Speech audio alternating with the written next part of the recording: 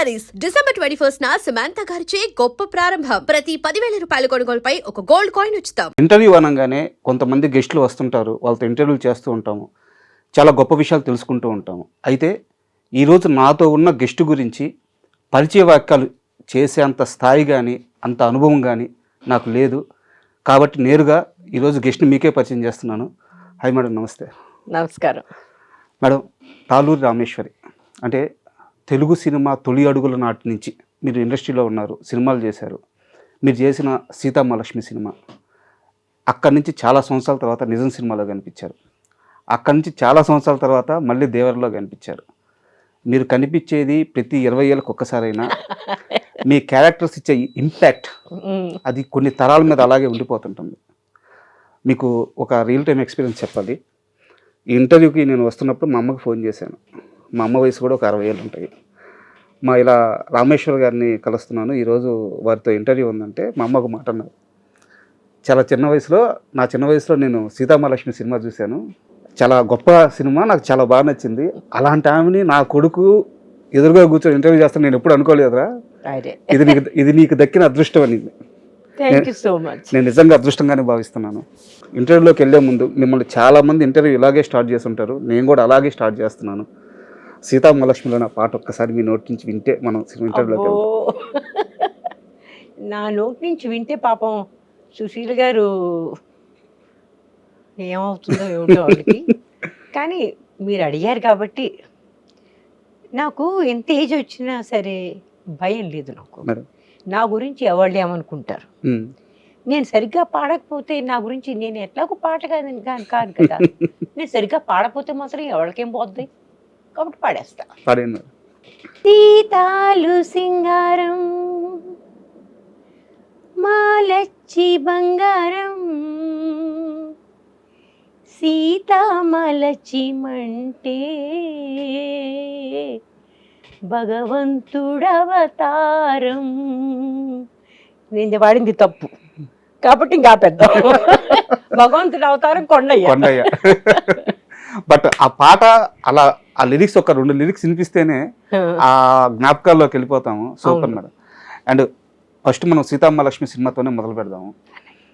Cinema starting ఒక scene ఉంటుంది madam, మీరు ఆ స్టేజ్ మీదకి హీరోయిన్గా వస్తారు, ఆ కార్యక్రమం జరగద్ది, మీరు బహుమతి ఏదో ఇస్తారు, వెళ్ళిపోతారు. చంద్రమోహన్ గారు మాత్రం దూరంగా అలా మీ దగ్గరికి రాకుండా దూరంగా తిరుగుతూ ఉంటారు.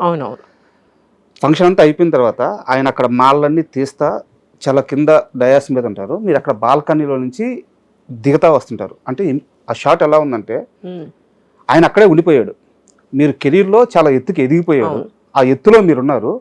బట్ ఆ ఎత్తు నుంచి ఆయన కోసం మళ్ళీ స్టెప్స్ దిగుతున్నారు అక్కడ మీరు. అంటే ఒక్క ఫ్రేమ్లో ఒక్క షాట్లో సీతామహాలక్ష్మి కథ మొత్తం చూపించేశారు. అది విశ్వనాథ్ గారిలో ఉండేది అదే. చాలా సింప్లిసిటీలో ఆయన కథ సారాంశం తీసుకొచ్చేవాడు. ఆయనలో ఉండే గొప్పతనం అది. అటు నేను ఆయనతో పనిచేస్తున్నప్పుడు బహుశా నాకు అప్పుడప్పుడు అనిపించేది, ఆయన ఇప్పుడు చీరల గురించి చూసారు, ఈ చీర బాగానే ఉంటుందా సార్ అనేవాడిని అడిగితే నాకేం తెలుసు అనేవాడు ఆయన. I use to find it very strange. ఎందుకంటే నా మొట్టమొదటి డైరెక్టర్ ఉన్నాడు లీక్ టండన్, ఆయన నేను కట్టుకున్న ప్రతి చీర అన్నీ ఆయనే చూసుకునేవాడు. నాకు ఇది అనిపించేది, ఇదేంటి ఈయన పట్టించుకోవట్లేదు. But for him that was not important. ఇది బ్లాక్ అండ్ వైట్ సినిమా. For him what was important is to establish those characters and the relationship that has gone bad. That was more important. So I think he knew exactly what he was doing. And thank God, because I don't think we knew what we were doing. And ఆ సినిమాలో కొన్ని characters ఉంటాయి madam. Chandramohan గారి character అంటే మామూలుగా ఇది నేను బయట విన్నాను, నేను ఇంటర్వ్యూలో కూడా చెప్తున్నాను. కమలాసన్ అని అంటారు, కానీ చంద్రమోహన్ గారి యాక్టింగ్ ముందు ఆయన కమలాసన్ స్టార్ అయ్యారు కాబట్టి అంత పెద్ద రీచ్ వచ్చింది. కానీ నేను ఈ మాట అనొచ్చు అనుకుంటే తెలియదు, ఇంత పెద్ద వాళ్ళ గురించి నేను మాట్లాడడం నాకేం బాగుండదు. నేను ఆయనతో కంపేర్ అనే మాట లేదు, కానీ ఐ ఆల్వేస్ సెడ్ చంద్రమోహన్ గారు అంత under rated but most efficient అంటే ఎఫిషియన్సీ ఇస్ అనదర్ థింగ్. అసలు ఆయన ఏం చేసినా సరే దానిలో కృత్రిమం అనేది ఎక్కడ చుట్టుపక్కల ఉండేది కాదు కదా. ఆ సినిమాలో అలా ఉన్నాడు. ఆయన మొట్టమొదటి సినిమా రంగులు రాట్నం, మేము బాగా చిన్నపిల్లలు అప్పటికి ఆ టైంకి. మేడం మాకు ఆ టైంలో ఎవరు ఎంత మంచి యాక్టర్ అని తెలిసేంత ఊహ లేదు. అయినా సరే ఈయన ఏమిటో నచ్చాడు మాకు. ఈయనే కాదు, వాణిశ్రీ గారు చాలా నచ్చింది దానిలో. సో దీస్ ఆర్ ఈ నిజంగా వీళ్ళు ఆనిముచ్చారు వీళ్ళిద్దరు కూడా. వాణిశ్రీ గారికి కూడా నేను అంతే ఇచ్చేస్తాను నేను. ఆయన పోయినప్పుడు కూడా చాలా మంది నన్ను అడిగారు. I said he was one of the best correct. Best అనే వాళ్ళ కంటే కూడా ఇంకొంచెం పైన ఉన్నాడు ఆయన. అన్ఫార్చునేట్లీ ఆయనకి రావాల్సిన క్రెడిట్ రాలేదు. It's sad. ఎందుకంటే మనకు అలవాటు ఉందండి, మనకి కొంచెం మనకంటే మన ఆంధ్ర వాళ్ళకి, మన తెలుగు, మన మొత్తం ఇండియాలో ఉంది ఈ ప్రాబ్లము. ఆంధ్ర వాళ్ళకి కొంచెం ఎక్కువ ఉంది. ఏంటంటే షో ఆఫ్ చేసేవాడని మనం కొంచెం ఎందుకో ఎక్కువ గమనిస్తాం. వాళ్ళని మనం కొంచెం ఎక్కువగా అబ్బా మనకు అందరూ రాజ్ కపూర్ ఉండాలి, సంజీవ్ కుమార్ లాంటి వాళ్ళు మనకి కొంచెం అంటే ఆ వాళ్ళతో పనిచేసిన వాళ్ళకి వాళ్ళ విలువ తెలుస్తుంది. కానీ బయట వాళ్ళు రాజ్ కపూర్ అంత తొందరగా ఫిల్మ్ మేకర్ అట్లా అంటారు, కానీ సంజీవ్ కుమార్ అంత తొందరగా గుర్తు చేసుకోరు. This is our sad nature unfortunately. And ఆ సీతామహాలక్ష్మి సినిమా ఇంపాక్ట్ ఎలా ఉందంటే మేడం, అంటే మీకు ఈ విషయం ఎవరన్నా చెప్పారు లేదో నాకు తెలియదు. ఆ సినిమా వచ్చిన చాలా సంవత్సరాల తర్వాత తెలుగులో సితారా అని ఒక సినిమా వచ్చింది. సితారా తరువాత మేము కొంచెం చిన్నపిల్లలుగా ఉన్నప్పుడు చాలా సంవత్సరాల తర్వాత రాజా అని ఒక సినిమా వచ్చింది వెంకటేష్ గారిది. మధ్యలో ఇంకా కొన్ని సినిమాలు ఉన్నాయి. ఈ సినిమాలన్నిటికీ ఇన్స్పిరేషన్ సీతామహాలక్ష్మి.